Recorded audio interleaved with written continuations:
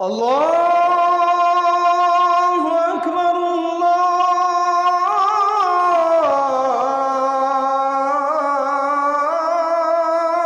আকবার।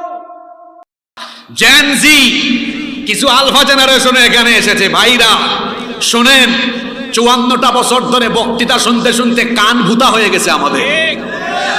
বলে আমি সুযোগ পেলে, আমরা সুযোগ পেলে ক্ষুধা মুক্ত বাংলাদেশ বানাবো। তারে সুযোগ দিয়া দেখা গেছে তার নিজের পেটের ক্ষুধাই মিটাইতে পারে না, মানুষের পেটের ক্ষুধা কোন সময় মিটাবে? যদি অর্থনৈতিক দৈন্যদশা দূর করতে চান, মানুষের তৈরি করা আইনকে লাথি দিয়ে বঙ্গোপসাগরে ফেলে দিয়ে আল্লাহর দেওয়া কোরআনের আইনকে গ্রহণ করে নিতে হবে। মুসলমান তো এমন হবে, কোরআন যেমন তার চরিত্র হওয়া লাগবে তেমন। আপনার পার্লামেন্ট উদ্বোধনের সময় তেলাওয়াত হয়, কোরআন তেলাওয়াত দিয়ে তারপরে আবার 20-30 মিনিট পরে কোরআন বিরোধী সাংঘর্ষিক আইন পাশ করে। মুসলমানদের সমাজ তো এমন হওয়ার কথা নয় যে মুসলমান নামাজে কোরআন তেলাওয়াত করবে, যে মুসলমান তার দেশের আইন প্রণয়নের জায়গায় কোরআন তেলাওয়াত দিয়ে অধিবেশন শুরু করবে, সেই মুসলমান আবার সেই অধিবেশন আল্লাহর কালাম দিয়েও পরিচালনা করবে। কিন্তু আমরা বড় কপালপোড়া জাতি, আমরা হয়ে গেছি উল্টা।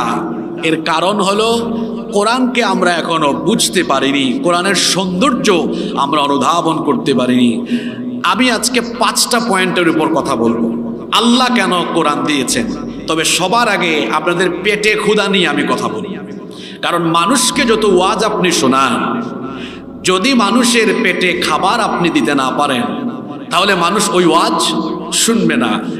আপনাদের অর্থনৈতিক দৈন্যদশা, আপনাদের দুরাবস্থা, আপনাদের অসচ্ছলতা, আপনাদের দারিদ্রতা একেবারে নির্মূল করে একটি সচ্ছল, স্বনির্ভর, সমৃদ্ধ জাতি গঠনের জন্য আল্লাহর কোরআনে এই অর্থনৈতিক ফর্মুলা আছে না নাই?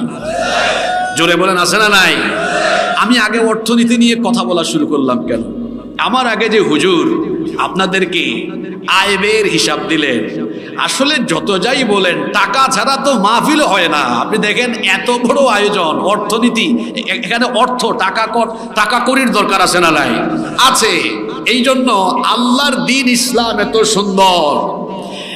একদিকে আল্লাহ যেমন নামাজের কথা বলেছেন, এখানে বহু উলামায়ে কেরাম বসে আছেন, কোরআনের সব জায়গায় নামাজের সাথে আল্লাহ যাকাতের কথা বলেছেন। সুবহানাল্লাহ।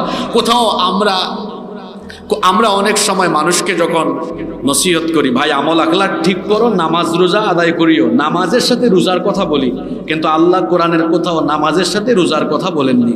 যেখানেই নামাজ সেখানেই যাকাত। কেন? কারণটা কি?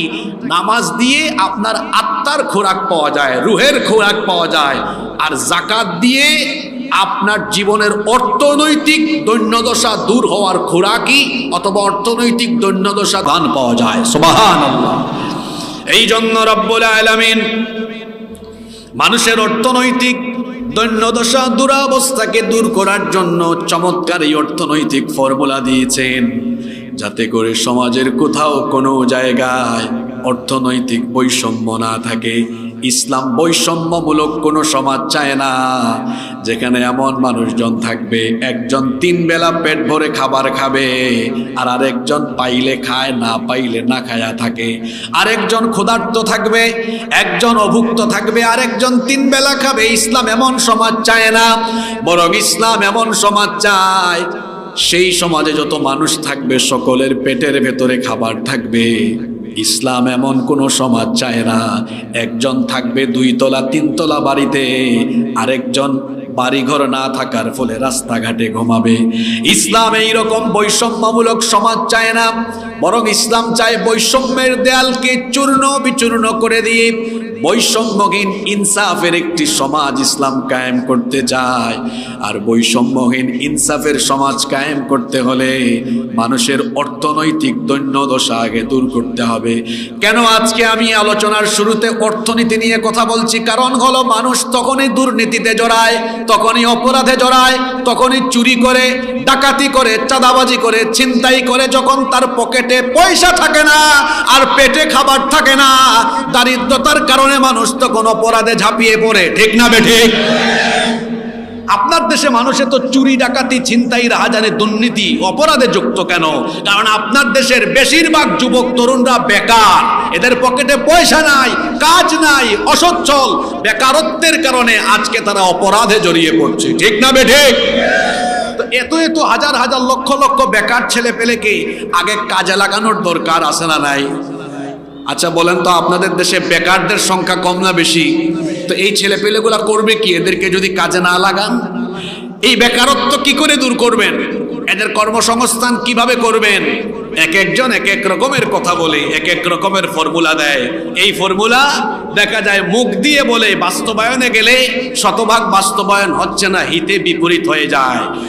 আপনারা মানুষের দেওয়া এই ফর্মুলাগুলো অ্যাপ্লাই করতে করতে ক্লান্ত হয়ে পড়বেন, কিন্তু বেকারত্ব দারিদ্রতা সমাজ থেকে দূর করতে পারবেন না। আল্লাহ যে ফর্মুলা দিয়েছেন এই ফর্মুলা নিয়ে গেলে অল্প সময়ের ব্যবধানে দারিদ্রতার কবর হয়ে যাবে, বেকারত্ব দূর হয়ে যাবে, সচ্ছল স্বনির্ভর সমৃদ্ধ একটি জাতি আপনারা পেয়ে যাবেন। সুবহানাল্লাহ পড়বেন না? আজকে একটু ব্যতিক্রমী ওয়াজ শুনবেন, একটু মনোযোগ দিয়ে শোনেন। কি করে তাহলে অর্থনৈতিক দৈন্যদশা দূর করা যায়? অর্থনৈতিক দৈন্যদশা দূর করবার জন্য আল্লাহ যাকাতের ফর্মুলা দিয়েছেন। আর এই যাকাত যখন সেন্ট্রালি কালেক্ট হয়ে সেন্ট্রালি ডিস্ট্রিবিউট হবে, তখন গোটা সমাজ থেকে দারিদ্রতা দূর হয়ে যাবে। এজন্য রব্বুল আলামিন যাকাতকে একেবারে রাষ্ট্র ব্যবস্থার সাথে সম্পৃক্ত করে দিয়েছেন।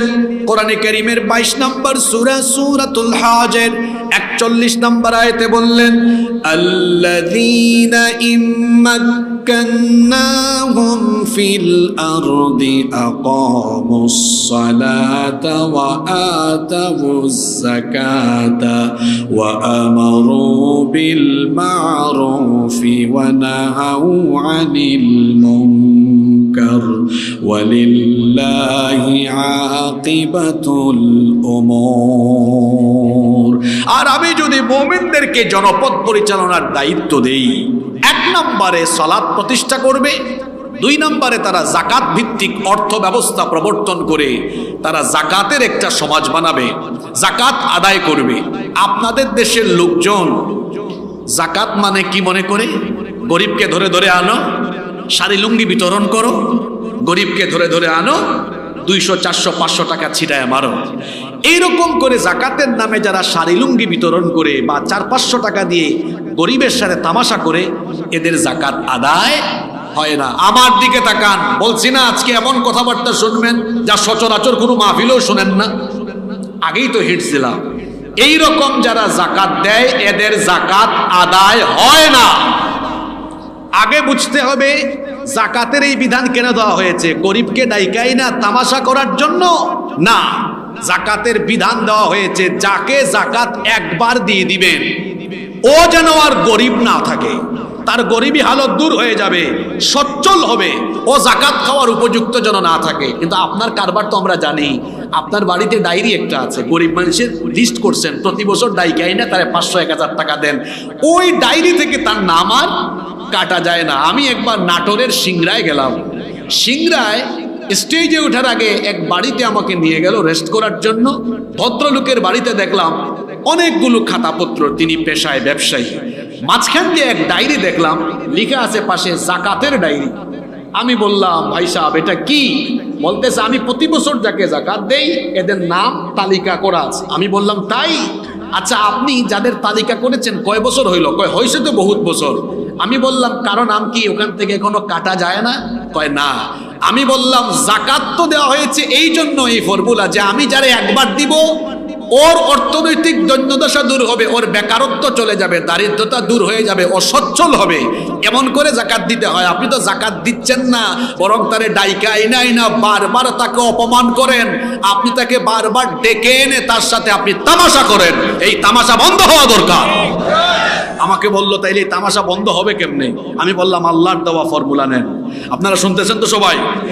যাকাত কিভাবে দিতে হয় মনে করেন, আমি আগে এই এলাকা দিয়ে একটা উদাহরণ দিই। আমরা যারা এখানে স্টেজে বসে আছি, মনে করেন এখানে 15-16 জনের নেশাব পরিমাণ মাল আছে, 15-16 জনের উপর যাকাত ফরজ। এই 15-16 জনের যার যে পরিমাণ অর্থ আসছে জাকাতের এই বছর, এগুলো একত্রিত করা হলো, এর মোট পরিমাণ হলো 2 লক্ষ টাকা। আমরা এখানে 15-16 জন, মনে করেন আমার এবছর আসছে 12,000 টাকা, উনার আসছে 16,000 টাকা, উনার 20,000 টাকা, উনার আসছে 40,000, সবাই মিলাইয়া দেখলাম এই মোট পরিমাণ হলো কত? 2 লক্ষ টাকা। এখন এই 2 লক্ষ টাকা চাইলে আপনারা মোট 400 জন দরিদ্র গরিব মানুষকে ডেকে এনে প্রত্যেককে জন প্রতি 500 করে দিতে পারবেন। আপনারা বলেন তো, 400 জন মানুষকে ডেকে এনে যদি প্রত্যেকের পকেটে 500 করে ঢুকায় দেওয়া হয়, এই 400 জন মানুষ ধনী হয়ে যাবে, তাই না?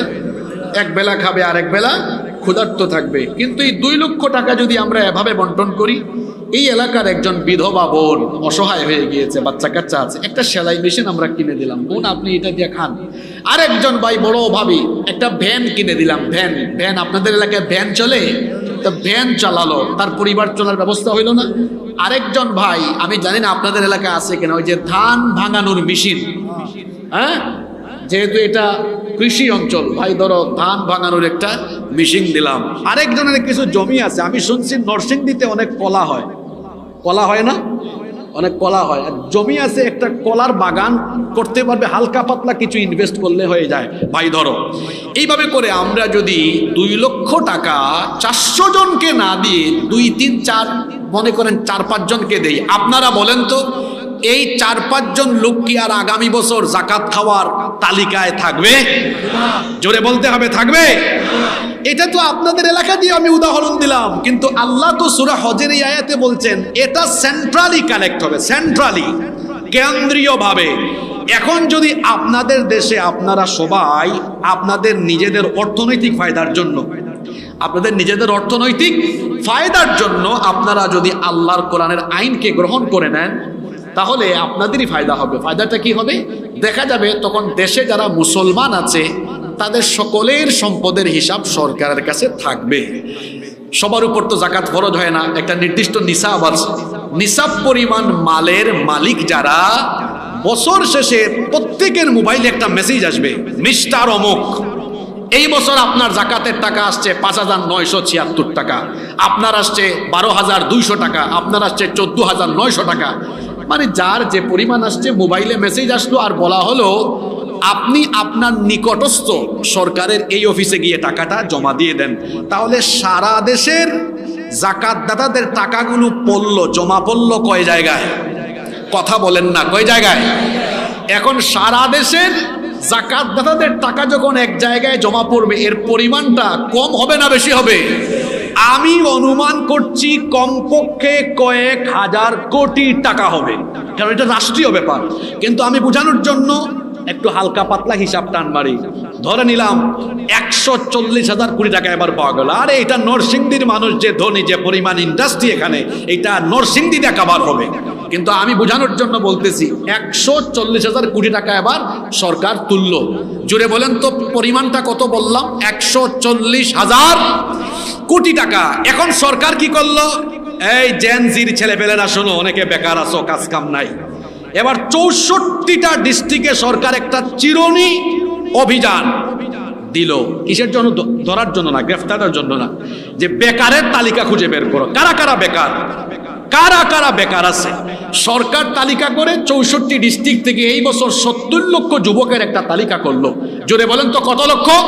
ওই যে আপনাদেরকে জিজ্ঞেস করছি কত লক্ষ? আপনারা ক্লাসে আসেন না নাই, মাঝে মাঝে ওইদিকেও আঙ্গুল যাবে। 70 লক্ষ। এখন 70 লক্ষ যুবককে ঢাকায় ধাপে ধাপে ডেকে এনে প্রত্যেককে বলল, ধরেন 2 লাখ টাকার চেক আপনাকে দেওয়া হলো। আপনাকে দেই নাই, বুঝাচ্ছি আর কি। 2 লাখ টাকার চেক দেওয়া হলো। এই টাকা নিয়ে এবার যুবক গিয়ে তার রাস্তার এলাকায় ডিসকভার মোটরসাইকেল কিনে পাকপাকুম করে গাড়ি চালায়, না এইটা দিয়ে কোনো কাজ কারবার করে, হাঁসের খামার করো, মুরগির খামার করো, কুটির শিল্প করো, ছোটখাটো ব্যবসা বাণিজ্য।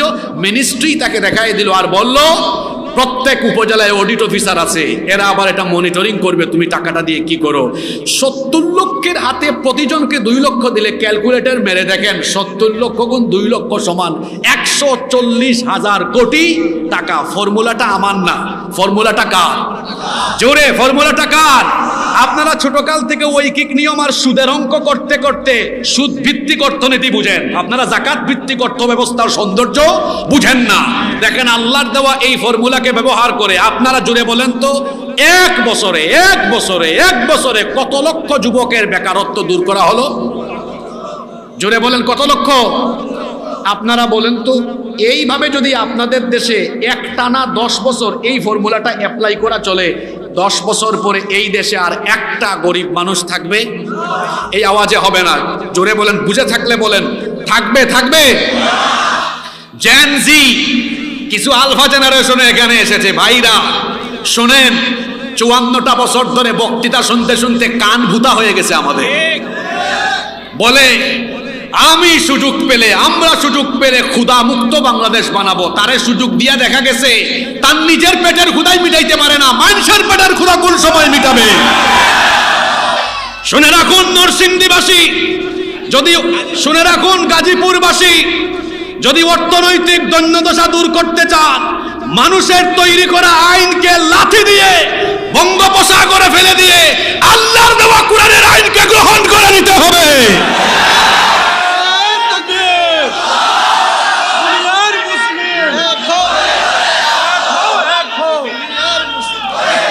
আমাকে আজকে বিষয় দিয়েছে জান্নাত জাহান্নামের ওয়াজ করতে। আমি মনে মনে ভাবলাম মানুষের পকেটে পয়সা নাই, আখিরাতে জান্নাতে যাওয়ার আগে তো দুনিয়ায় আগে জান্নাতে যাওয়ার জন্য পেট ঠান্ডা করা দরকার। তো পেট ঠান্ডা না হইলে নামাজ পড়বে কেমনে? ও পেট ঠান্ডা না হইলে রোজা রাখবে কেমনে? অত টেনশনে মরে যাবে। আগে পেট ঠান্ডা করা দরকার। আপনাদের দেশের এত যুবক ছেলেরা এরা বিভিন্ন অপরাধে সম্পৃক্ত হয় কেন জানেন? এদের পকেটে পয়সা নেই। এদের পকেটে কি নাই? পয়সা নাই। এরা চাঁদাবাজি করে কেন আমাকে বলেন তো? পকেটে কি নাই? পয়সা নাই। এদের পকেটে টাকা ঢুকাইতে হবে না? বলেন, আপনারা এতগুলো রাজনৈতিক দল আছে, আমি কাউকে দোষারোপ করছি না, শুধু বলছি আপনারা এই ছেলে পেলেগুলোর বেকারত্ব দূর করবার জন্য কি ফর্মুলা দিয়েছেন? 54 বছর ধরে আপনারা বক্তৃতা করেন কিন্তু বেকারত্ব দূর করতে পারেন না। দায়িত্ব নিয়ে আমরা বলছি, আমাদের হাতে দায়িত্ব দিয়ে দেখেন, চ্যালেঞ্জ করে বললাম 10 বছরে বাংলাদেশে দারিদ্রতার কবর দিয়ে দিব। দায়িত্ব নিয়ে কথাটা বলেছি, 10 বছরে বাংলাদেশে আমরা দারিদ্রতাকে কবর দিব, কবর দাফন করে দিব। আপনাদের বিশ্বাস হয়? কয়েকজনে মনোযোগ দিয়ে শুনে নাই, বুঝে নাই, মনে করছে হুজুর চাপাবাজি করে চলে গেছে। এগুলা রেকর্ড আছে, পড়ে আবার শুনে নিয়েন যে কি চমৎকার ফর্মুলা। হুজুর দেয় নাই, এই ফর্মুলাটা যিনি দিয়েছেন জোরে বলেন তিনি কে? আমি আজকে প্রথম পয়েন্টে আপনাদের দেশের, আপনাদের সমাজের মূল জায়গায় হাত দিচ্ছি। ওখানে আপনাদের সমস্যাটা বেশি। চতুর্দিকে বেকার ছেলেপেলেদের সংখ্যা বেড়ে যাওয়ায় অপরাধ বাড়ে। আপনাদের দেশে রাতের বেলায় ডাকাতি হচ্ছে কেন? কারণ ওর ঘরে চাল নাই। ও চুরি করতে গেছে কেন? ওর ঘরে খাবার নাই। ও রাস্তায় চাঁদাবাজি করে কেন? ওর পকেটে টাকা নাই। ও টেন্ডারবাজি করে কেন? ও দুর্নীতি করে কেন? ও অসৎপরায়ণ হয়েছে কেন? ওর পকেটে পয়সা নাই। খালি ওয়াজ দিয়া মানুষকে আপনি সঠিক পথে আনতে পারবেন না। ওয়াজের পাশাপাশি পকেটে পয়সা ঢুকায় দেওয়ার ব্যবস্থা করেন, দেখবেন মানুষগুলো সৎ পথে চলে আসবে। তাহলে কোরআন শুধু তেলাওয়াতের জন্য আসে নাই। 1 নম্বর পয়েন্ট বলেছি, এসেছে আপনাদের অর্থনৈতিক অবস্থাকে চাঙ্গা করে দেওয়ার জন্য, যাতে করে আপনাদের অসচ্ছলতা, দারিদ্রতা, বেকারত্ব দূর হয়ে যায়। এই দারিদ্রতার অভিশাপ, এই বেকারত্ব, এই অসচ্ছলতা দূর হবে তখন মানুষের তৈরি করা আইনের মুখে আপনারা লাথি দিয়ে আল্লাহর কোরআনকে গ্রহণ করবেন যখন। আমরা কি আমাদের নিজেদের অর্থনৈতিক লাভের জন্য কোরআনের আইন চাই কি চাই না? আওয়াজ কমে গেছে এখন।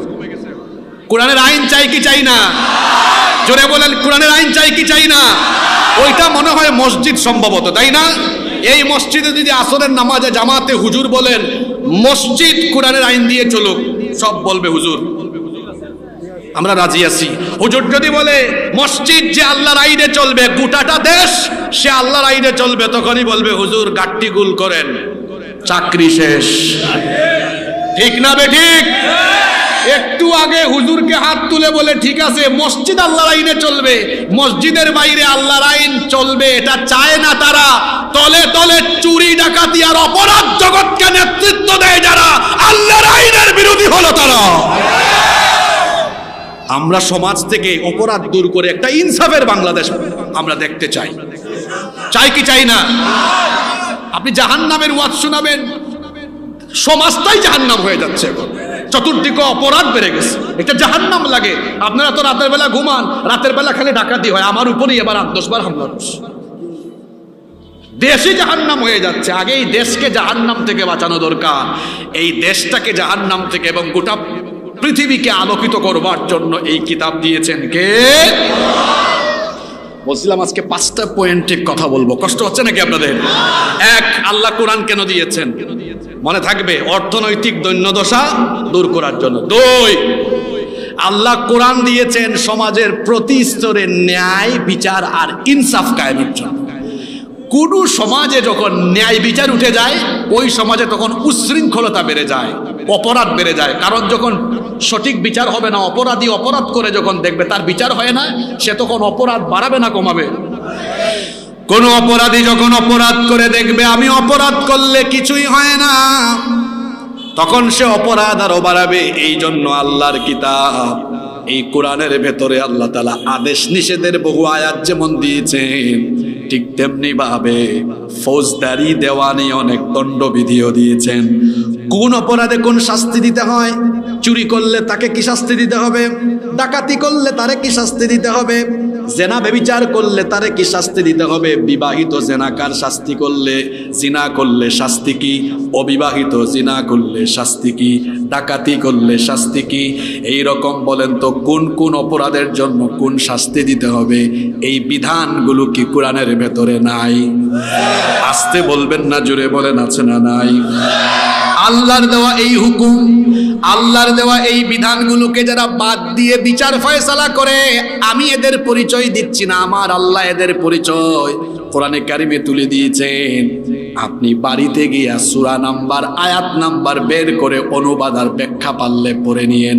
কোরআনে কারিমের 5 নাম্বার সূরা সূরাতুল মাইদা এর 44, 45, 47 তিনটা আয়াতে আল্লাহ বললেন, ওয়ামান লাম ইয়াহকুম বিমা আনজালাল্লাহু ফাউলাইকা হুমুল কাফিরুন ফাউলাইকা হুমুল যালিমুন ফাউলাইকা হুমুল ফাসিকুন।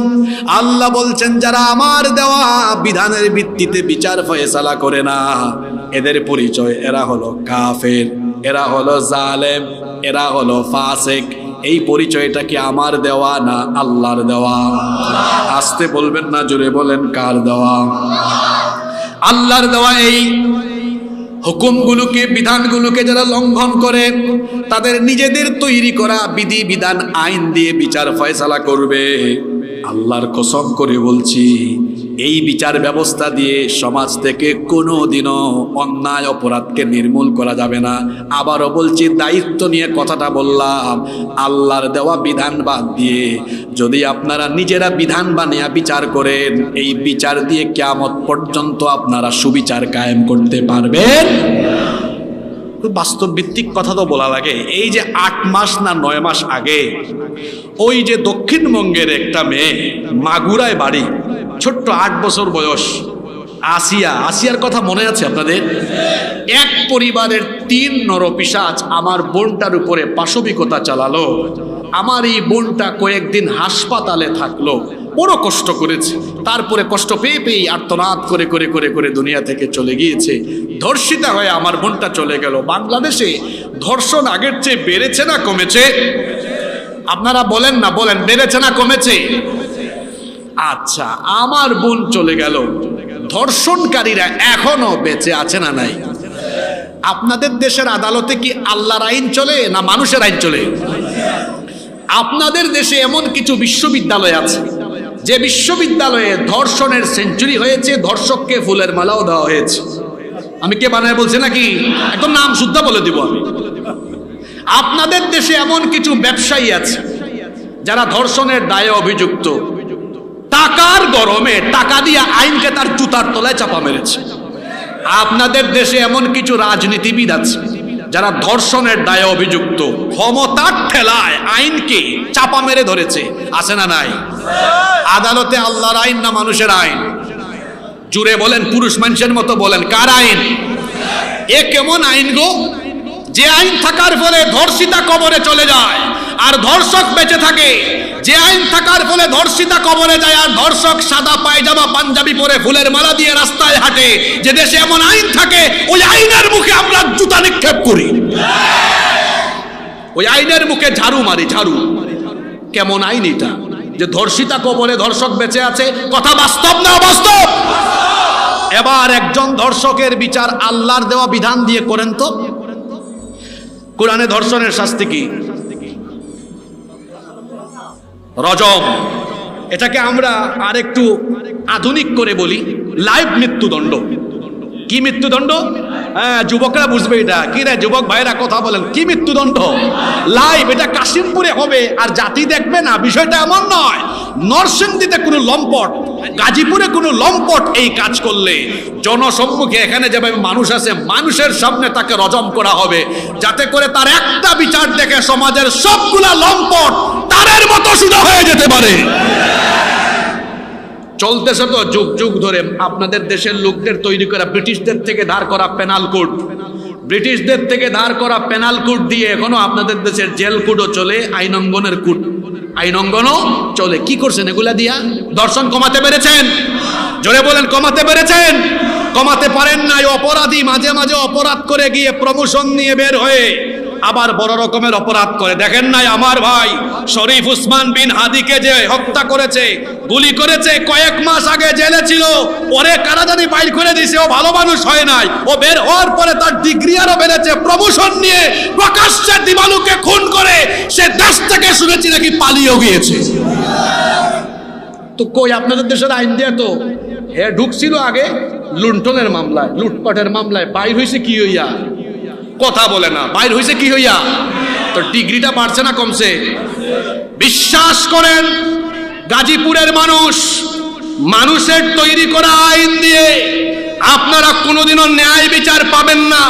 যদি ন্যায় বিচার সমাজে প্রতিষ্ঠা করতে হয় তাহলে আল্লাহর দেওয়া কোরআনের আইনের দরকার। কারণ এই কিতাবে আল্লাহ তাআলা ন্যায় বিচারের আদেশ দিয়েছেন। কোরআনে কারীমের 16 নম্বর সূরা সূরাতুন নাহলের 90 নম্বর আয়াতে আল্লাহ বলছেন, ইন্নাল্লাহা ইয়া'মুরু বিল আদলি ওয়াল ইহসান। নিশ্চয়ই আল্লাহ তোমাদেরকে ন্যায় বিচারের আদেশ দিচ্ছেন। আবার কোরআনে কারীমের 4 নম্বর সূরা সূরাতুন নিসা এর 58 নম্বর আয়াতে আল্লাহ বললেন, ওয়া ইযা হাকামতুম বাইনান নাসি আন তাহকুমু বিল আদল। নবী, যখন আপনি মানুষের মধ্যে বিচার ফয়সালা করবেন তখন আপনি ন্যায় বিচার প্রতিষ্ঠা করবেন। আমার নবী 10 বছর মদিনার রাষ্ট্র পরিচালনা করেছেন। কার দেওয়া আইন দিয়ে? আসতে বলবেন না, জোরে বলেন, কার দেওয়া আইন দিয়ে? আল্লাহর দেওয়া আইন দিয়ে একটা রাষ্ট্র পরিচালনা করলেন, যেই রাষ্ট্র হচ্ছে বিশ্বের ইতিহাসের সবচাইতে ইনসাফ এবং সুবিচারের রাষ্ট্র, যেখানে কোনো বেইনসাফি ছিল না, জুলুম ছিল না। আর সেই কোরআন দিয়ে চলা রাষ্ট্রের ভেতরে বিচার কেমন হতো শুনেন। একবার আল্লাহর নবীর আদালতে একজন নারীকে অপরাধীর কাঠগড়ায় দাঁড় করানো। একজন নারী যিনি ছিলেন মাখজুমিয়া গোত্রের কুরাইশি একজন সম্ভ্রান্ত নারী, চুরির অপরাধে তাকে অভিযুক্ত করে আদালতের কাঠগড়ায় দাঁড় করানো হলো। সাহাবায়ে কেরাম পারস্পরিক বসে পরামর্শ করছেন, এত নামি দামি বংশের মহিলা, যদি আল্লাহর নবী তার ব্যাপারে রায় দিতে গিয়ে কোরআন থেকে রায় দিয়েন, হাত কাটার রায়টা দিয়ে দেন, ওই বংশের কোনো মান ইজ্জত আর থাকবে না।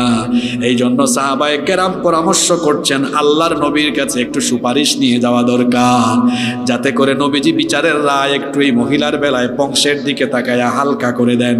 কিন্তু কে নবীজির কাছে যাবে? কারো কোনো সাহস হয় না।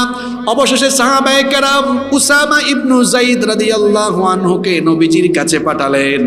উসামা ইবনু যায়েদ রাদিয়াল্লাহু আনহু নবীজির কাছে এই সুপারিশ নিয়ে গিয়ে বললেন, ইয়া রাসূলুল্লাহ, আমরা বলি সাল্লাল্লাহু আলাইহি ওয়াসাল্লাম, যেই নারীকে আদালতের কাঠগড়ায় তোলা হয়েছে, যার বিচারের রায় আজকে আপনি দিবেন, এই নারী কিন্তু একজন সম্ভ্রান্ত অভিজাত বংশের নারী। রায় দেওয়ার সময় তার বংশের দিকে একটু খেয়াল করে একটু হালকা পাতলা রায় দেওয়া যায় কিনা একটু ভেবে চিন্তে দেখিয়েন। সুপারিশ করলেন। এই কথা শুনে আল্লাহর নবী সাহাবীদেরকে ডেকে আনলেন, ডেকে এনে বললেন, সাহাবীরা শোনো, এমন এক সুপারিশ করলে মনে হলো যেন আসমান আমার মাথায় ভেঙে পড়ার উপক্রম হয়ে গেল। এত বড় দুঃসাহস কি করে তোমরা দেখালে? আল্লাহর বিধান কার্যকর করার বেলায় কি করে তোমরা বাধা হয়ে দাঁড়ালে? এত বড় সাহস কেমনে দেখালে? সাহাবীরা শোনো, তোমরা আমার কাছে পরামর্শ নিয়ে এসেছো, আমার কাছে সুপারিশ করছো, বংশের দিকে তাকায়া এই নারীর রায় যেন একটু কমায় দেই। সাহাবীরা রে শোনো, আজকে আদালতের কাঠগড়ায় যদি ওই সম্ভ্রান্ত বংশের নারী না হয়, আমার নিজের কলিজার টুকরা মেয়ে ফাতেমাও হতো, বিচার করতে গিয়ে আমার মেয়ে হিসাবে তার প্রতি আমি ন্যূনতম দয়াও দেখাতাম না, বরং বিচারকের আসনে থেকে আমি রায় দেওয়ার বেলায় হাত কাটার রায় দিয়ে দায়িত্ব জল্লাদকে দিতাম না। কারণ জল্লাদ ভাবতো নবীজির মেয়ে, একটু দয়া হয়তো দেখায় ফেলতে পারে, এই জন্য রায় দিয়ে দায়িত্ব আমি জল্লাদকে না দিয়ে আমি বাপ হয়ে আমার নিজের মেয়ের হাত আমি নিজেই কেটে ফেলে দিতাম। এটা হলো কুরআনী বিচার। জোরে বলেন, এটা কি বিচার? আর যেখানে কোরআনের আইন, আল্লাহর আইন থাকে না, মানুষের আইন থাকলে দেখা যায় উপরের মহলের ঠেলায় বিচারের রায় যাওয়ার কথা একদিকে চলে যায় আরেক দিকে। আছে না নাই? আমি আর নিচে নাম না নইলে আপনি রাগ করবেন, বলবেন হুজুর সব কথা আমারে কইয়া গেছে। যেখানে মানুষের তৈরি করা আইন দিয়ে বিচার হয়, সেখানে উপর থেকে হস্তক্ষেপ হয়, সেখানে ন্যায় বিচার পরিপূর্ণ প্রতিষ্ঠা হয় না। এমনকি আল্লাহর দেওয়া আইন থাকলে যারা রাষ্ট্র পরিচালনায় থাকে তারাও বিচারে হস্তক্ষেপ করতে পারে না। ঘটনা তো আরেকটা মনে পড়ে গেল, বলবো? সাইয়েদনা আলী রাদিয়াল্লাহু আনহুর একটা ঘটনা। তিনি যখন খলিফা, একদিন তিনি বাজারে গেলেন, বাজারে গিয়ে দেখলেন তার একটা লৌহ বর্ম কয়েকদিন আগে চুরি হয়ে গিয়েছিল। লৌহ বর্ম মানে হলো যুদ্ধের ময়দানে শত্রুর আঘাত থেকে নিজের শরীরকে হেফাজতে রাখার জন্য, প্রোটেকশন বা সিকিউরিটির জন্য লৌহ দিয়ে তৈরি করা একটা বর্ম পরিধান করা হতো।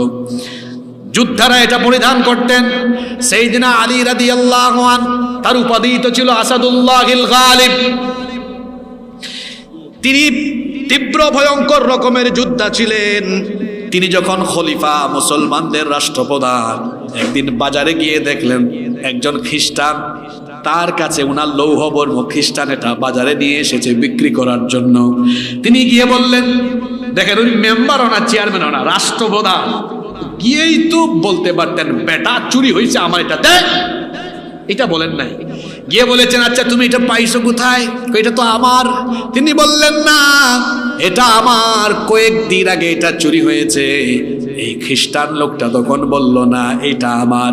জিনিস হইল একটা, দাবি করে কয়জন? জোরে বলেন কয়জন?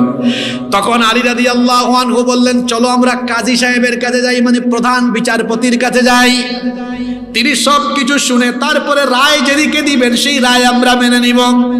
খ্রিস্টান লোকটা বলল, ঠিক আছে চলেন। তারা তখন চলে গেলেন। তখন প্রধান বিচারপতি ছিলেন শুরাইহ রাদিয়াল্লাহু আনহু, তার কাছে গেলেন।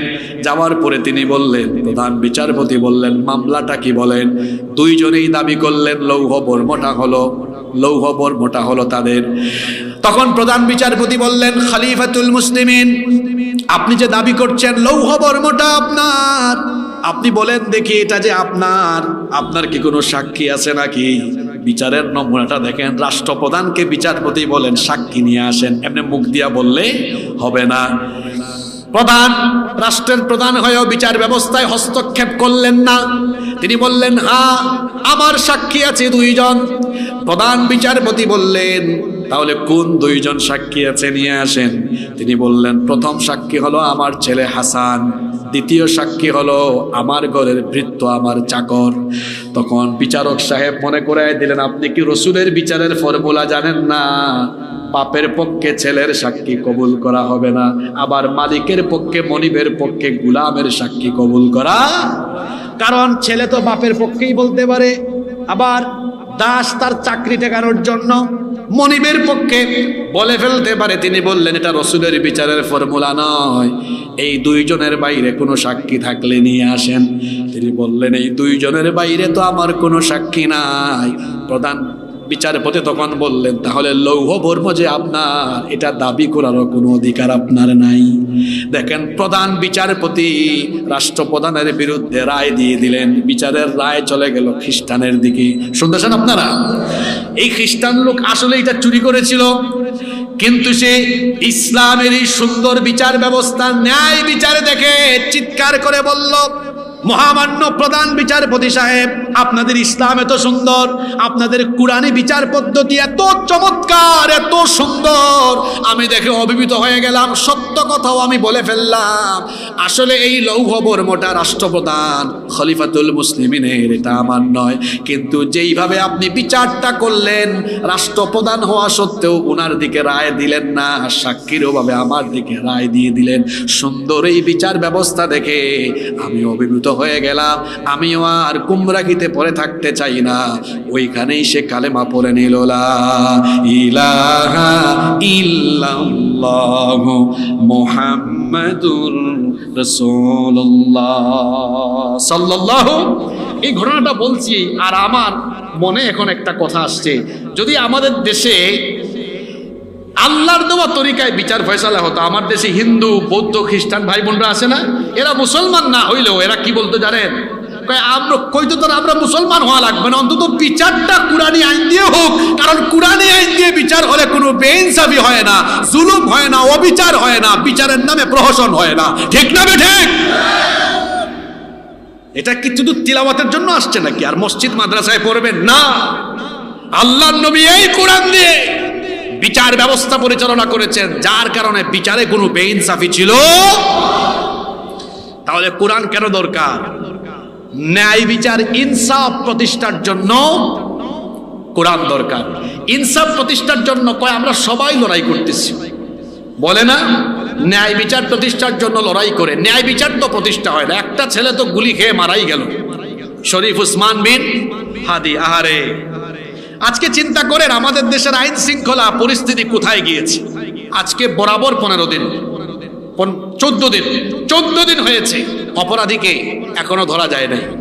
হ্যাঁ, অথর্ব স্বরাষ্ট্র উপদেষ্টা বলে যে আসামি ধরাই দিতে পারলে জনগণ যে ধরবে 50 লক্ষ টাকা দিবে। আচ্ছা বলেন তো, অপরাধী যদি আমরাই ধরাই দেই, তাহলে DGFI, CID, NSI, DB, police, RAB, এদের কামটা কি? আমাদের পয়সায় বেতন খেয়ে রেশন পেয়ে যদি আমাদেরকে নিরাপত্তা দিতে না পারেন, তাহলে ওই জায়গায় বসে আছেন কেন আপনারা? সরকারের তো উচিত ছিল এই সব বাহিনীর প্রধানদেরকে জবাবদিহিতার আওতায় নিয়ে আসা। আমার ভাই সারাটা যে ক্ষুদ্র জীবন পেয়েছে, ক্ষুদ্র জীবনে সারাটা জীবন ইনসাফের পক্ষে কথা বলেছে, তার এই মৃত্যু শাহাদাতের মৃত্যু, এতে কোনো সন্দেহ। আমরা দোয়া করছি আল্লাহ যেন তাকে শাহাদাতের সর্বোচ্চ মর্যাদা দান করেন। তাকে কারা গুলি করেছে খুঁজে বের করতে পারেন না? না, তার বক্তব্য শুনে দেখেন না, সব বক্তব্য ভারতীয় আধিপত্যবাদের বিরুদ্ধে। তাকে যারা খুন করেছে ভারতীয় তাদের এজেন্ট, তাদের ছেবাদাস, তাদের 5 গোলামদের সম্মিলিত চক্রান্তের অংশ হিসাবে তাকে এইভাবে প্রকাশ্য দিবালুকে হত্যা করার জন্য গুলি ছোড়া হয়েছে। এই দেশে যারা ওসমানকে গুলি করে মনে করছে যেই দেশে বিপ্লবী কণ্ঠকে থামিয়ে দেওয়া যাবে, ওরা বুকার স্বর্গে বসবাস করে। ওরা আমাদের ইতিহাস জানে না। আমাদের ইতিহাস হলো, আমাদের সিলসিলা হলো শাহাদাতের সিলসিলা। আমাদের পূর্বপুরুষ থেকে আজ অবধি আমরা ইনসাফের পথে যখনই পা বাড়িয়েছি, তখন আমরা রক্তের সাগর আর নদী সাঁতরে সাঁতরে ইনসাফের ঝান্ডা নিয়ে আমরা সামনে এগিয়ে গিয়েছি।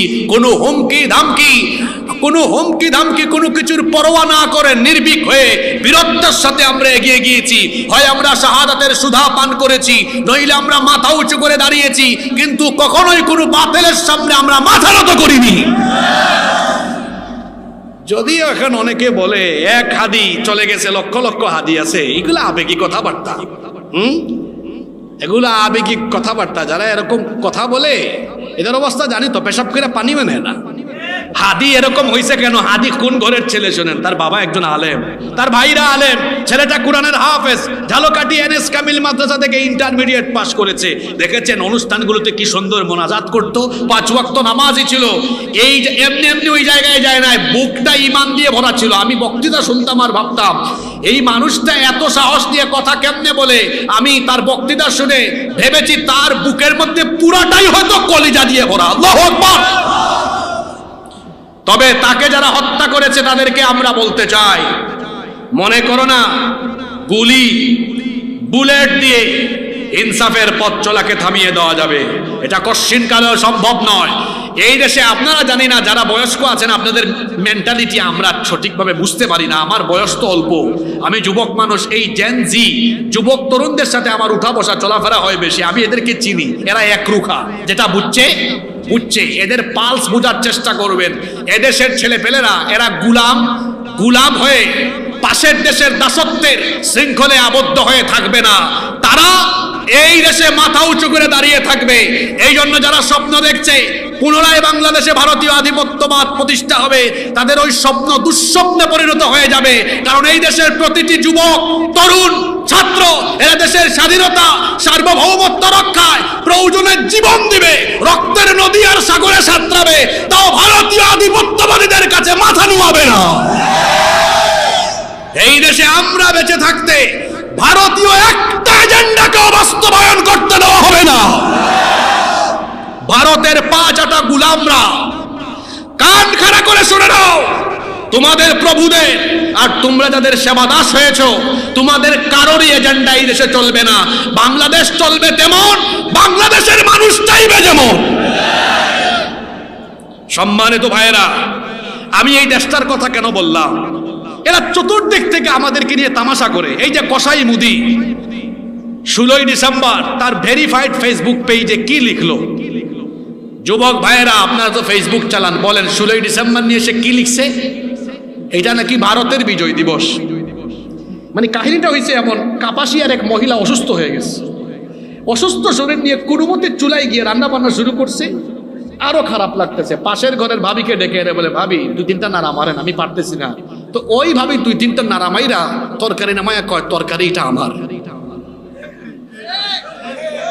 শেষে দিয়া 2-3টা নাড়া মাইরা কয়, তরকারি এটা।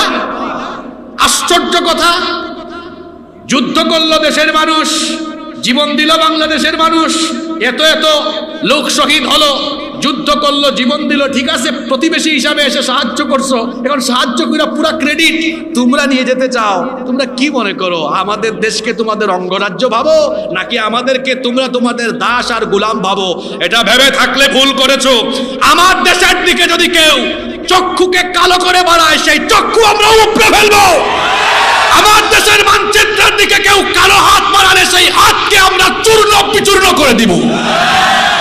তুমি বন্ধু হয়ে থাকতে চাইলে ওয়েলকাম, কোনো অসুবিধা।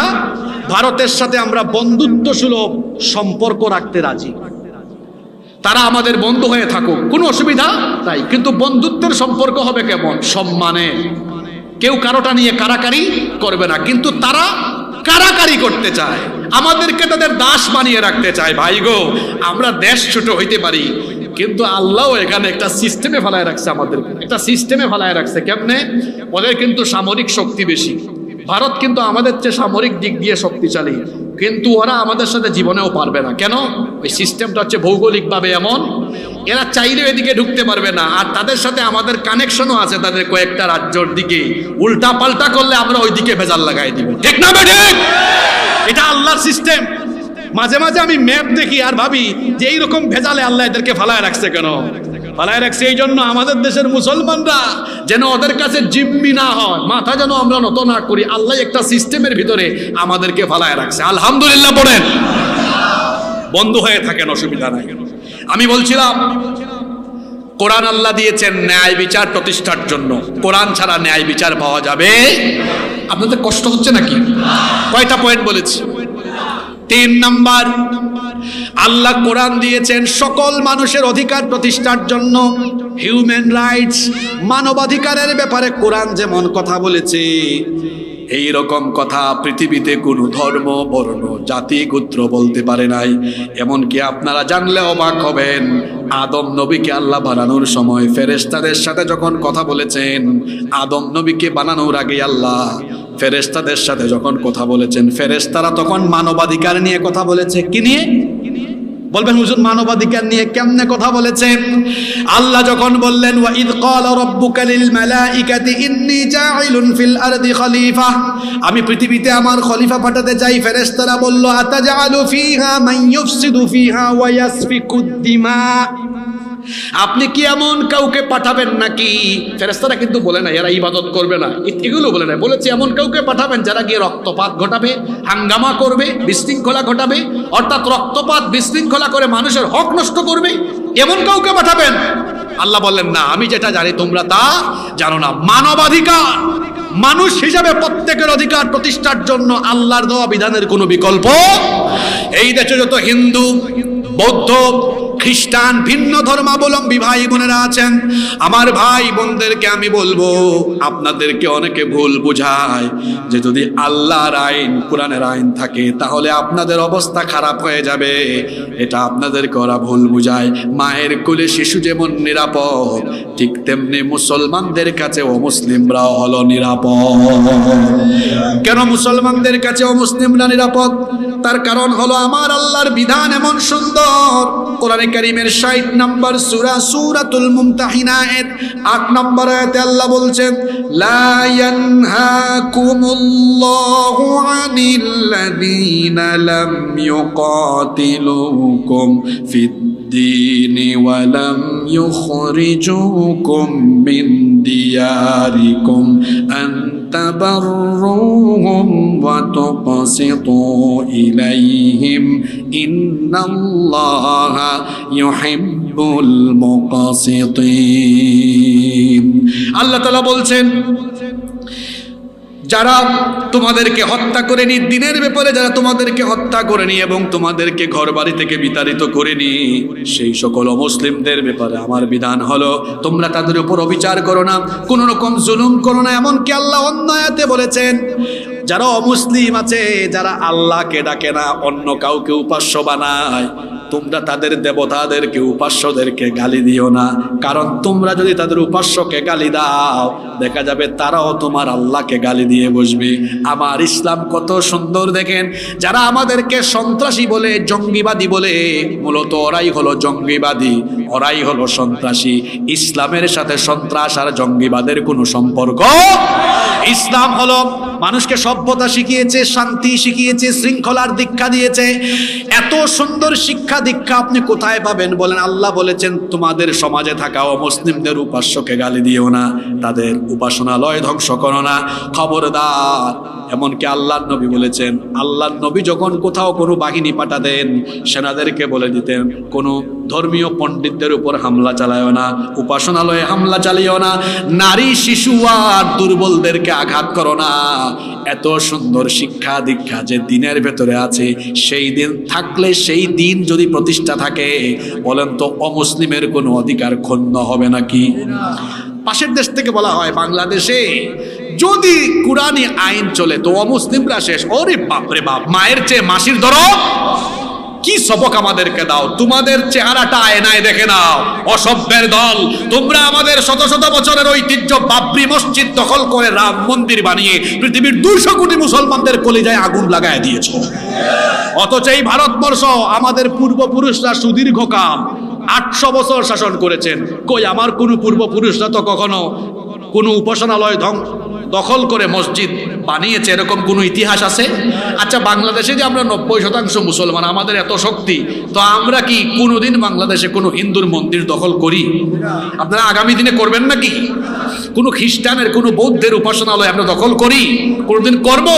আরে দখল করা তো দূরের কথা, বরং আমরা তাদের নিরাপত্তার জন্য প্রয়োজনে আমরা তাদের উপাসনালয় পাহারা দিতে রাজি আছি, ধ্বংস করতে রাজি নই। কারণ ইসলাম আমাদেরকে এই শিক্ষা দেয় না। সুতরাং যেই কিতাবে মানবাধিকার প্রতিষ্ঠার এত চমৎকার ফর্মুলা দেওয়া হয়েছে মানুষের অধিকার প্রতিষ্ঠার জন্য, সেই বিধানই হচ্ছে মানুষের জন্য কল্যাণকর। আল্লাহর দেওয়া বিধান ছাড়া মানুষের অধিকার প্রতিষ্ঠা করা সম্ভব নয়। আমি শুনছি আজকে নাকি মহিলারা আসছেন এত বেশি, 3টা প্যান্ডেল। তাদের উদ্দেশ্যে তো কিছু কথা না বললেই নয়। এই যে আমার মা বোনরা এসেছেন, মা বোনরা বেশি আসছেন, আসবেনই তো বেশি, কারণ সর্বপ্রথম ইসলাম কবুল করেছেন একজন নারী, ইসলামের জন্য প্রথম জীবন দিয়েছেন তিনিও একজন নারী। নারীদের অবদান আছে ইসলামে। এই যে আমার মা বোনরা আসলেন, আজকে কলেজে বিশ্ববিদ্যালয়ে আমার বোনেরা লাঞ্ছিতা হয়, আমার বোনরা ইপটিজিং এর শিকার হয়। আজকে নারী সম্পদের অধিকার পায় না, নারী সম্পদের অধিকার থেকে বঞ্চিত হয়। নারী সমাজের বিভিন্ন জায়গায় নানা বৈষম্যের সম্মুখীন হচ্ছে। এই সকল বৈষম্যকে চিরতরে দূর করবার জন্য মানুষের তৈরি করা আইনের বিপরীতে আল্লাহর কোরআনী আইন দরকার আছে না নাই? আল্লাহর কোরআনে তো সুন্দর, নারীদের প্রতি কোনো বৈষম্য নাই, বরং নারীদেরকে ইসলাম কল্যাণের বরকতের প্রতীক বলেছে। যেই ঘরে মেয়ে সন্তানের জন্ম হয় ওই ঘরটাকে বরকত দিয়ে যিনি ভরে দেন, জোরে বলেন তিনি কি?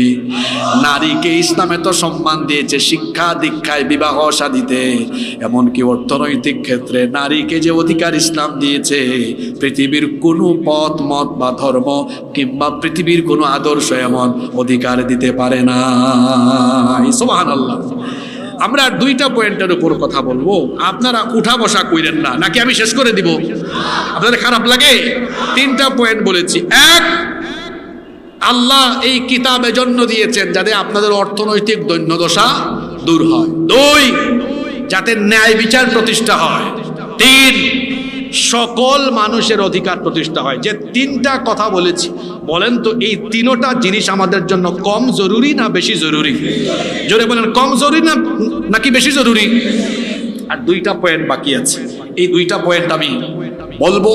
আপনারা আমাকে 8-10 মিনিট সময় দিবেন তো সবাই, নাকি উঠা বসা করবেন? নাম্বার 4, 4 নাম্বার, আল্লাহ এই কিতাব কেন দিয়েছেন? আল্লাহ এই কিতাব এজন্য দিয়েছেন, এই কিতাব এর শিক্ষা নিয়ে আমরা যেন আমাদের জীবনটাকে আলোকিত করি। আচ্ছা বলেন তো, আপনি যখন কোনো জিনিস মানতে চাইবেন তো ওই জিনিসটা সম্পর্কে আগে জানতে হবে না? জানতে হবে। কোরআনের প্রথম আয়াত নামাজের ব্যাপারে নয়, রোজার ব্যাপারে নয়, হজের ব্যাপারে নয়, কোরআনের প্রথম আয়াত শিক্ষা ব্যবস্থার ব্যাপারে। এজন্য 4 নাম্বার পয়েন্ট, আপনাদের শিক্ষা ব্যবস্থার আমূল পরিবর্তন করে একটি সুসভ্য, সুশিক্ষিত, আদর্শবান জাতি বা নাগরিক গড়ে তোলার জন্য আল্লাহর দেওয়া কোরআনের শিক্ষার কোনো বিকল্প। আচ্ছা বলেন তো, আপনাদের দেশে মাঝে মাঝে মসজিদে জুতা চুরি হয় কি হয় না? তারে আপনারা কি বলেন?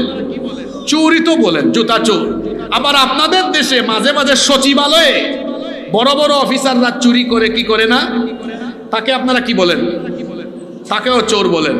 তো বলেন, মসজিদের জুতা চোর আর ওই বড় অফিসার চোর, 2 চোর কি সমান? লেভেল সমান নাকি? বলেন, দেশের জন্য ক্ষতিকর জুতা চোর না ওই চোর? প্রশ্ন বুঝেন নাই? দেশের জন্য ক্ষতিকর কোনটা? ওইটা যেটা কলমের খুঁচায় 200-400-500 কোটি মারিয়া দেয়। এখন বলেন তো, এই যে 200-400-500 কোটি মারছে, তারে বলেন এই দেখি তোমার সারা জীবনের মাস্টার ডিগ্রি পর্যন্ত তোমার সব একাডেমিক ট্রান্সক্রিপ্ট মার্কশিট দাও।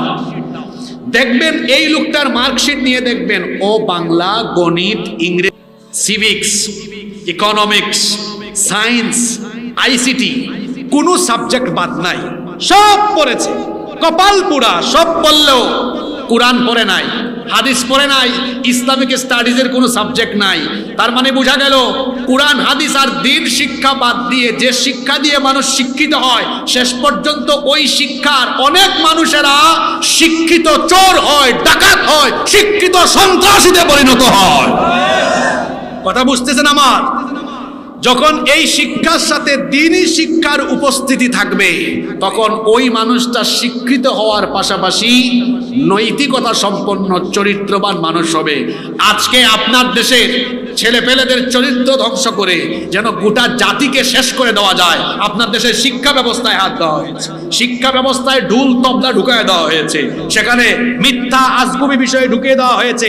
কোরআন নাই, হাদিস নাই, যার কারণে দেখা গিয়েছে 90% মুসলমানের দেশে ছেলেপেলেরা পড়াশোনা করছে, ইন্টারমিডিয়েট পাস করে বিশ্ববিদ্যালয়ে চলে যাচ্ছে, কোরআন পড়তে পারে না, দিন জানে না, আদব নাই, এমন বেয়াদব ঢাকা বিশ্ববিদ্যালয়ে ছাত্র তার শিক্ষকের কলার ধরেছে।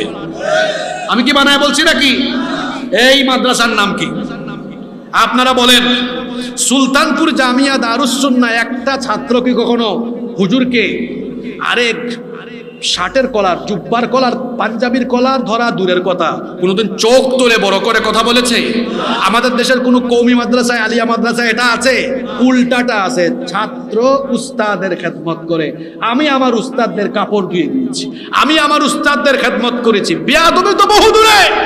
আমার উস্তাদদের জুতা নিয়েছি, ব্যাগ নিয়েছি, জুতা পরায়া দিয়েছি, মোজা পরায়া দিয়েছি। কেন আমরা আদব শিখেছি জানেন? কারণ আমাদের উস্তাদরা কুরআন হাদিস দিন শিখায়া আমাদেরকে শিক্ষিত বানিয়েছেন, আদবওয়ালাও বানিয়েছেন। আজকে আপনার দেশে তো বেয়াদব হয়েছে কেন? কিশোর গ্যাং বের হয়ে গেছে, কিশোর গ্যাং, গ্যাংস্টার। কুলাপাইন দেখছেন কি করে? রাস্তায় দাঁড়ায় এমনি বিড়ি খায়, ফুদিয়া দেখে ধোঁয়া কদ্দুর উঠছে। তারপর ডাইনে বামে মোটরসাইকেল কুৎকাত করে চালায়। দেখছেন না আপনারা? এক ছেলেকে দেখি সেদিন টাঙ্গাইল মহাসড়কে, ঢাকা টাঙ্গাইল মহাসড়কে, ওই যে বড় বড় লরি আছে না, লরি, সে টিকটক বানাইতেছে। টিকটক বানাইতে যায় আর লরির যে দুই চাক্কার মাঝখানে বাইক ঢুকাইছে।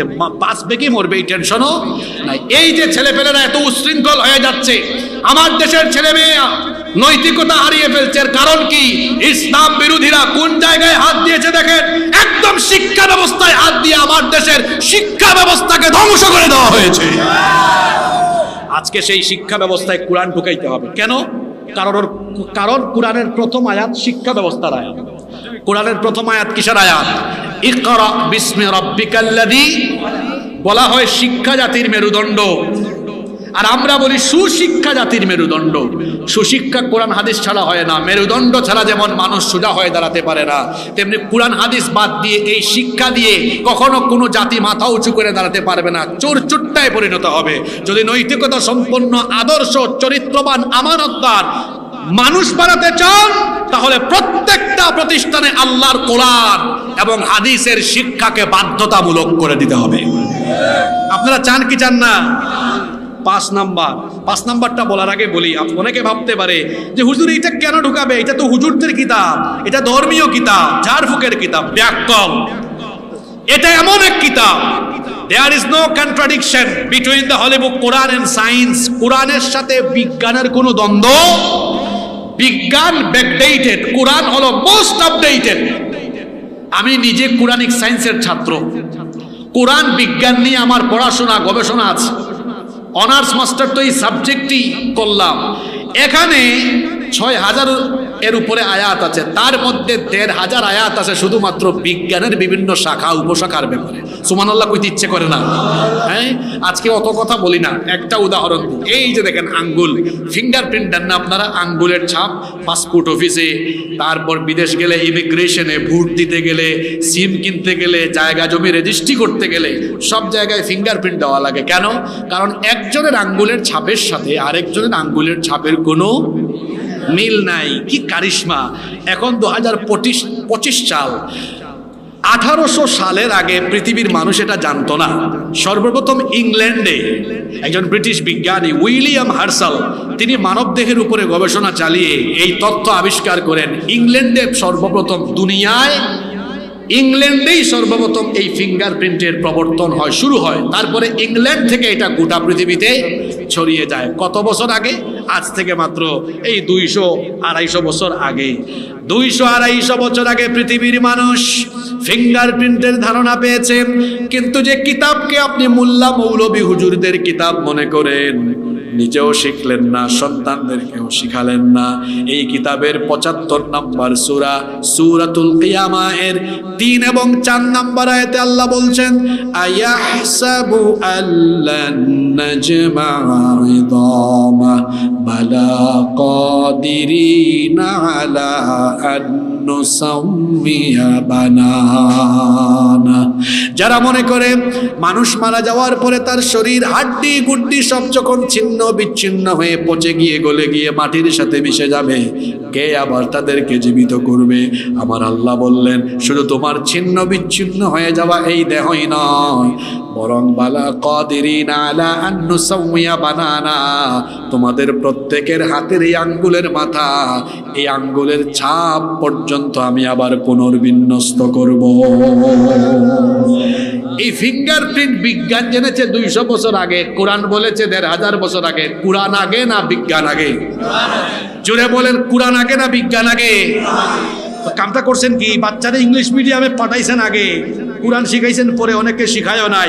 আপনার বাচ্চাকে ইংরেজি শিখাবেন, বিজ্ঞান শিখাবেন, সব শিখাবেন, কিন্তু মুসলমানের সন্তানের শিক্ষা আরম্ভ হবে আল্লাহর কোরআন দিয়ে। জোরে বলেন কি দিয়ে? এখন ডিসেম্বর মাস, জানুয়ারি মাসে আউলা জাউলা আবুল তাবুল প্রতিষ্ঠানে বাচ্চাদেরকে ভর্তি করায় পাঠায়েন না। বাচ্চাদেরকে দিন শিখান, যেখানে দিন আছে, কোরআন আছে, হাদিস আছে, ইসলাম আছে, সেখানেই আমার বাচ্চা পড়াশোনা করবে। রাজি আছেন সবাই? কোরআন আল্লাহ কেন দিয়েছেন? যাতে কোরআনিক শিক্ষা নিয়ে আলোকিত মানুষ আমরা হতে পারি। রসুলকে বলা হয়েছে, আমাদের মাকে বলা হলো, আম্মা জান আয়েশা রাদিয়াল্লাহু আনহাকে, নবীজি কেমন? তিনি বললেন, ঘরের ভিতরে কোরআন নাই, যাও গিয়ে কোরআন পড়ো। কোরআন যেমন, প্রতিটা লাইন যেমন, রসুলের চরিত্র তেমন। সুবহানাল্লাহ। তো আপনি ওইরকম হতে হলে আগে কোরআন বোঝা লাগবে না? আপনি তো কোরআন শুদ্ধ করে পড়তেই পারেন না। বাচ্চাগুলাকে আর নষ্ট করেন না, মাদ্রাসায় পাঠান। মাদ্রাসায় পড়লে কি লস হয়? দেখেন না, আপনাদের পাশেই তো তামিরুল মিল্লাত কামিল মাদ্রাসা। এই যে আমার ভাই কোথায় গেলেন, তামিরুল মিল্লাতে পড়েছেন, এই মিল্লাত থেকে বের হয়ে ঢাকা বিশ্ববিদ্যালয়ে চান্স পাইছে, আছে না? এই যে সাদিক কায়েম কোথায় পড়েছে? মাদ্রাসায় না? ফরহাদ কোথায় পড়েছে? মাদ্রাসায়। আমিও তো ইউনিভার্সিটিতে পড়েছি, আমি নিজেও তো ইউনিভার্সিটিতে পড়ে, আমিও তো বললাম, আমি তো মাদ্রাসা থেকে গিয়েছি। মাদ্রাসা থেকে পড়ে ইউনিভার্সিটিতে গিয়ে এখন বিদেশে বহু বিশ্ববিদ্যালয়ে শিক্ষকতা করে, মাদ্রাসায় পড়ে ডাক্তার হয়েছে, ইঞ্জিনিয়ার হয়েছে, ব্যারিস্টার হয়েছে, আছে না নাই?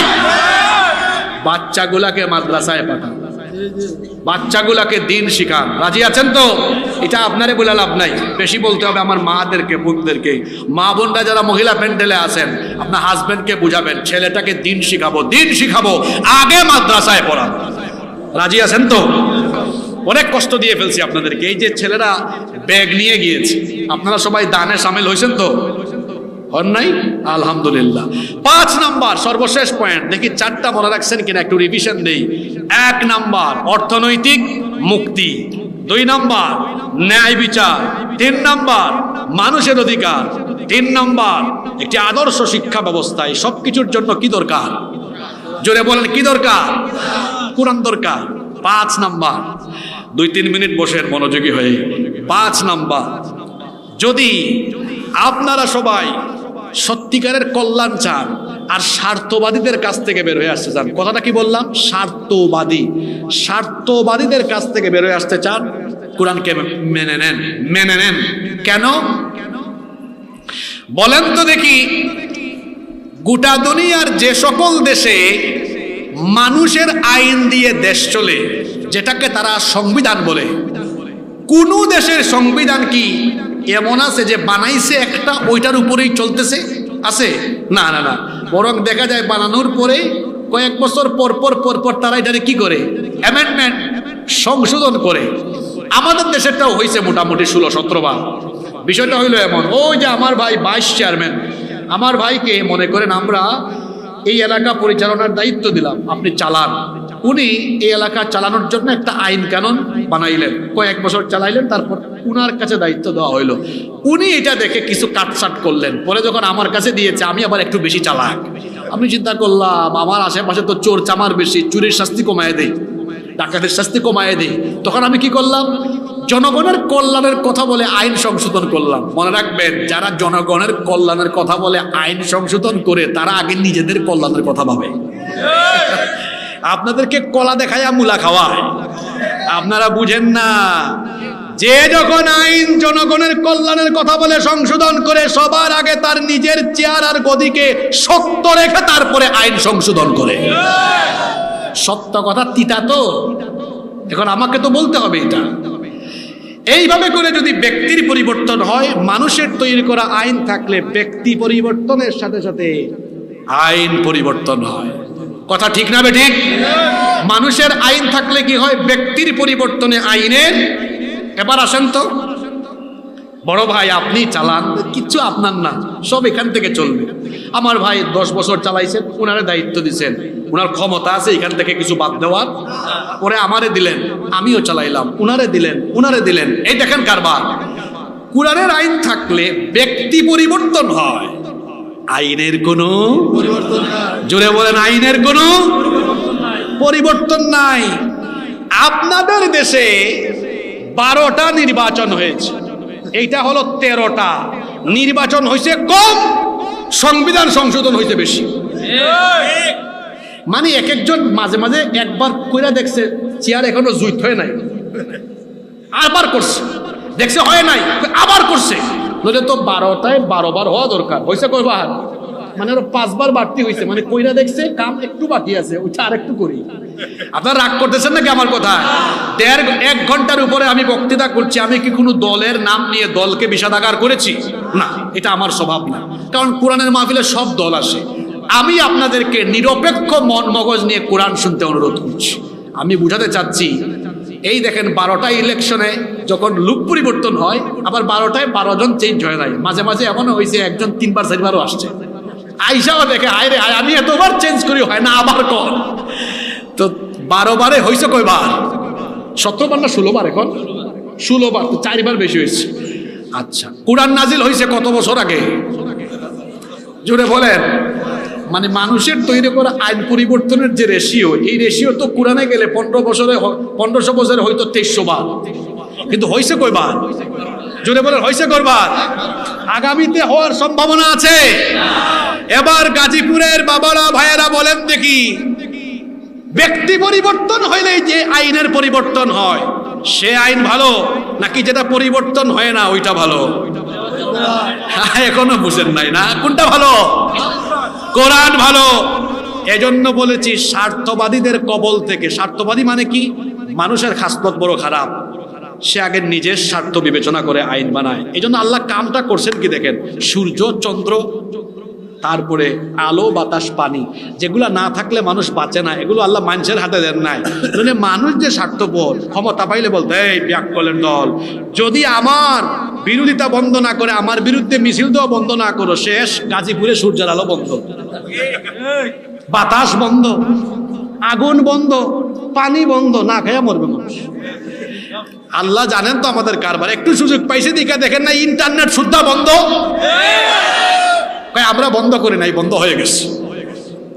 এখন দেখেন, যারা একটু সুযোগ পাইলে নিজেদের স্বার্থে অনেক কিছু বন্ধ করে, এই মানুষকে আল্লাহ সূর্য দিলে সূর্য বন্ধ করে রাখতো, চাঁদ বন্ধ করে রাখতো, আলো বাতাস পানি বন্ধ করে রাখতো। এই জন্য আল্লাহ প্রয়োজনীয় জিনিস তার হাতে রাখছেন, আইন বানানোটাও আল্লাহ তার হাতে রাখছেন। ইনিল হুকমু ইল্লা আলা লাহুল খালকু ওয়াল আমর। তাহলে বলেন, যেটা পরিবর্তন হয় না ওইটাই তো ভালো। তাহলে আমাদের সকলের ভালোর জন্য, আমাদের সকলের, আমি কোনো দলমত বলে নাই ভাই, আমাদের সবার ভালোর জন্য আল্লাহর কোরআনের দরকার আছে না নাই?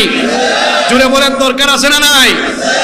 আমি যাওয়ার পরে আমি জানি এই এলাকায় আমাকে নিয়ে অনেক কথা হবে, যে হুজুর এইগুলো তো না বললেই পারতো। তাহলে শুনেন, আমিও বলে যাই। আমি এই যে একটু আগে যে বিষয়টা দিছি আমার ভাই, জান্নাত জাহান্নাম, আমি যদি বলতাম সুদ ছাড়েন ঘুষ ছাড়েন, সুর যে ওয়াজ করতাম, সুদ ছাড়েন ঘুষ ছাড়েন, সুদ ঘুষ ছাড়লে জাহান্নাম, সুদ ঘুষ না ছাড়লে জাহান্নাম, কান্দাইয়া যাইতাম একদম।